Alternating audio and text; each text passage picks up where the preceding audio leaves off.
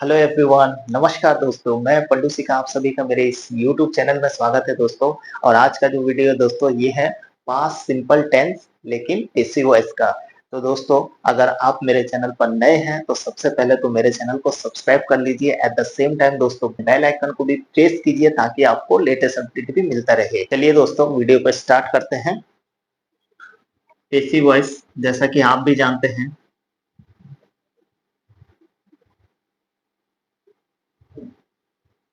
लेकिन passive voice में हम सीख रहे हैं पास्ट सिंपल टेंस। क्या सीख रहे हैं फ्रेंड्स?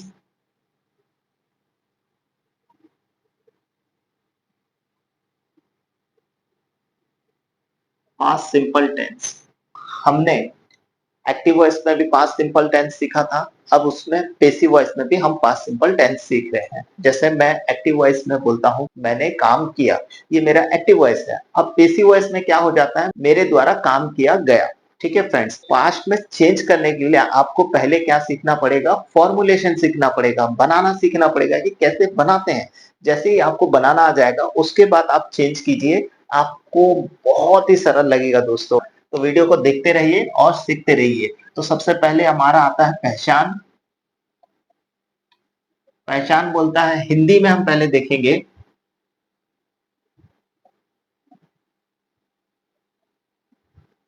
खाया गया,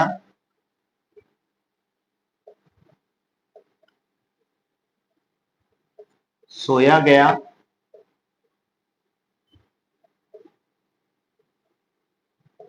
नाचा गया और पढ़ा गया।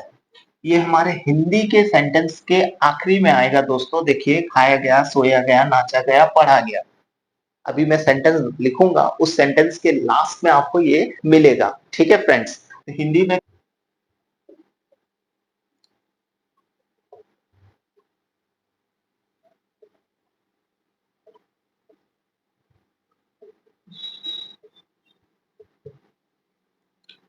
मेरे द्वारा एक आम खाया गया, ये है हिंदी का सेंटेंस। अब देखिए यहाँ पर खाया गया, ठीक है, सोया गया। अगर मैं इसी सेंटेंस में मैं लिखता हूं कि मेरे द्वारा पलंग में सोया गया, मेरे द्वारा नाचा गया, मेरे द्वारा पढ़ा गया, ये सेंटेंस एकदम कंप्लीट हो जाएगा। ओके फ्रेंड्स, अब यहाँ पर क्या करना है, हमको आइडेंटिफाई करना है। सबसे पहले हमारा आता है मेरे। मेरे क्या है, यहाँ पर सब्जेक्ट है।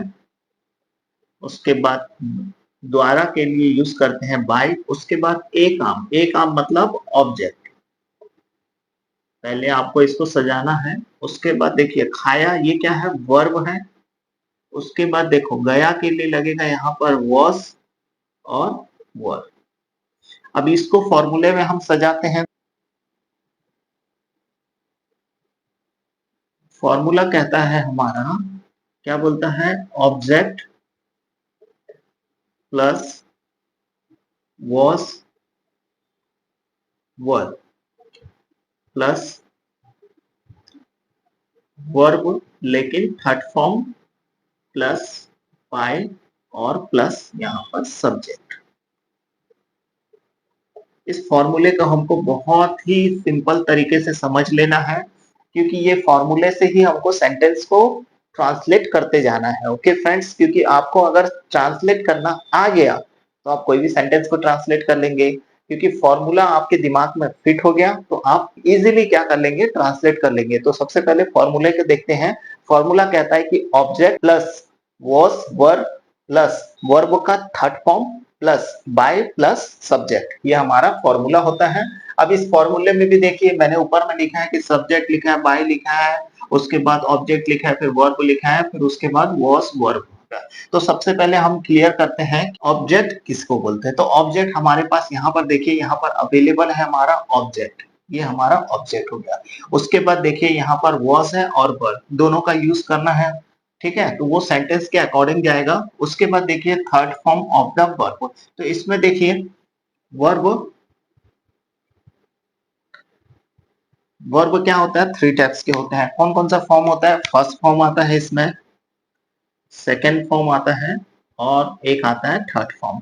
इस इसमें देखिए खाने का काम चल रहा है, तो खाने के लिए जो वर्ब है हमारे पास है ईट। ईट, एट, ईटन, ये मेरा वर्ब था। ओके फ्रेंड्स, अब यहाँ वर्ब का कॉन्सेप्ट क्लियर हो गया। उसके बाद देखिए बाय, बाय के बाद हमारा सब्जेक्ट। तो सब्जेक्ट में हमको बस ये ध्यान रखना है कि सब्जेक्ट जब होगा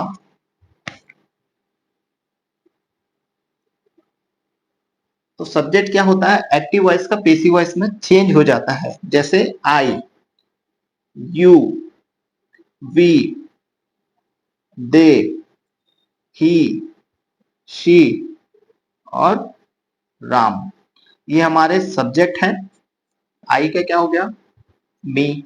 यू का यू ही रहता है, चेंज नहीं होता है। उसके बाद वी का होता है अस। उसके बाद दे का देम। उसके बाद ही का हिम। सी का हर। और राम का राम ही रहता है। ठीक है, ये हमारे सब्जेक्ट हो गए। तो हमारा ये कॉन्सेप्ट क्लियर हो गया दोस्तों कि ये जो हिंदी सेंटेंस है इसको हमको ट्रांसलेट करना है इंग्लिश में। इसको इंग्लिश में फॉर्मुलेशन करना कहते हैं।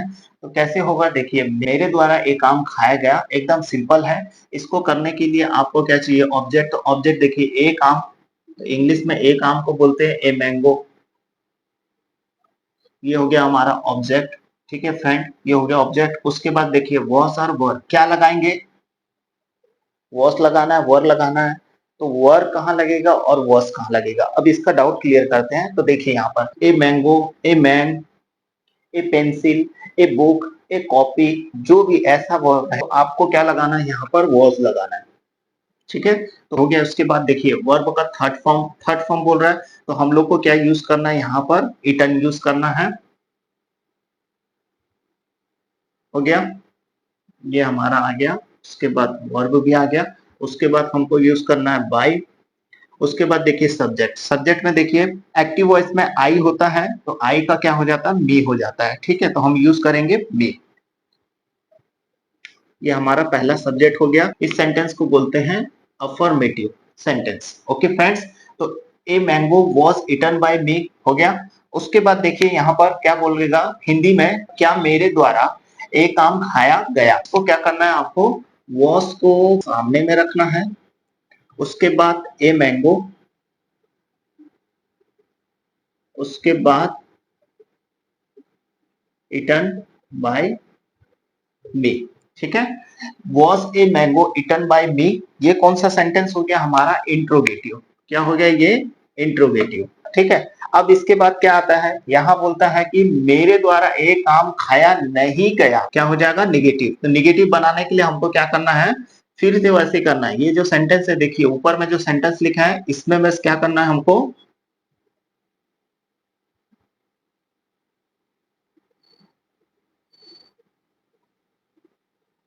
नॉट जोड़ना है।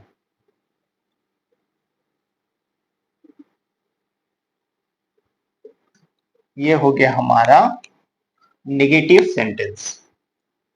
नेगेटिव सेंटेंस इसलिए बोलते हैं क्योंकि जहां पर नॉट जुड़ता है वो नेगेटिव हो जाता है। हो गया, तो हमारा हो गया अफर्मेटिव, उसके बाद इंट्रोगेटिव, उसके बाद नेगेटिव। हिंदी में भी तीन सेंटेंस होते हैं, इंग्लिश में भी तीन सेंटेंस आपका हो गया। ठीक है, ये हम लोगों ने ट्रांसलेट कर लिया। अब देखिए कॉन्सेप्ट क्लियर करेंगे हम वर का। तो वर का यूज करने के लिए यही सेंटेंस को लिखना है, लेकिन हम सब्जेक्ट को चेंज कर देंगे। मैं ले लूंगा सब्जेक्ट हमारा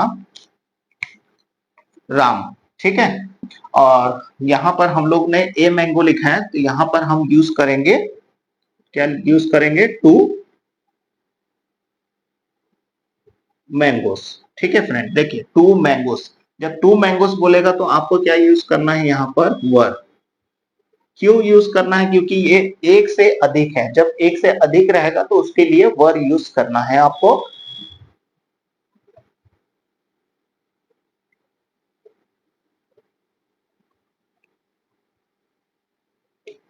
हो गया, two mangoes were eaten by Ram. यहाँ पर क्या बोलता है, मेरे द्वारा एक आम खाया गया। ठीक है, तो यहाँ पर क्या करेंगे, राम द्वारा एक आम के जगह में हम क्या यूज करेंगे, दो आम। दो आम खाया गया, राम के द्वारा दो आम खाया गया। क्वेश्चन करेंगे तो क्या राम के द्वारा दो आम खाया गया। तो जब क्वेश्चन करेंगे तो आपको फिर वही करना है, फॉर्मूला क्या करना है आपको, यहाँ पर वर को सामने लेके आना है।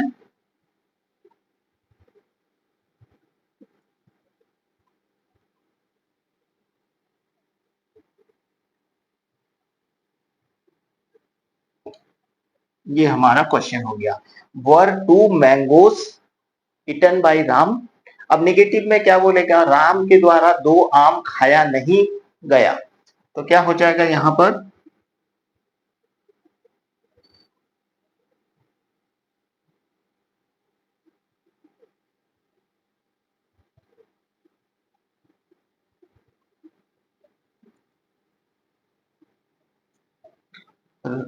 To mangoes were not eaten by Ram. Okay friends, तो ये हमारा क्या हो गया, यहाँ पर हम लोग ने जब नॉट लगाएंगे तो ये क्या होता है, नेगेटिव सेंटेंस होता है, और ये जो साइन होता है ये इंट्रोगेटिव का होता है।